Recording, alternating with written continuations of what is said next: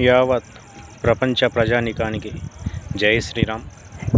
మన రామయ్య తండ్రి మందిరం మరికొద్ది రోజుల్లోనే జనవరి 22 తారీఖున 2024 సంవత్సరంన అంగరంగ వైభవంగా ప్రారంభోత్సవం జరగబోతుంది. కాబట్టి అప్పటి వరకు మన ప్రపంచంలో ఎక్కడైతే రామచంద్రుని భక్తులు ఉన్నారో, మరి శ్రీరామచంద్రునికి ఎవరైనా సరే ఒక్కసారి నామం పలికితే రామ భక్తులుగా మారిపోవడం ఖాయం. కాబట్టి విదేశీయులు ఎవరెన్ని కుట్రలు చేసినా, ఎవరెంత కూల్చివేసినా, ఎవరెంత టార్చర్ చేసినా మన భారతదేశం యొక్క సంస్కృతి సాంప్రదాయాలను తీసుకెళ్ళలేకపోయారు. కాబట్టి మన వంతు చేయవలసిందల్లా ప్రతి గ్రామం నుంచి మొదలుకొని అయోధ్య వరకు కూడా నిత్య భజన కార్యక్రమాన్ని కొనసాగించాలని యావత్ రామనామ భక్తులందరికీ విజ్ఞప్తి చేస్తూ జై శ్రీరామ్.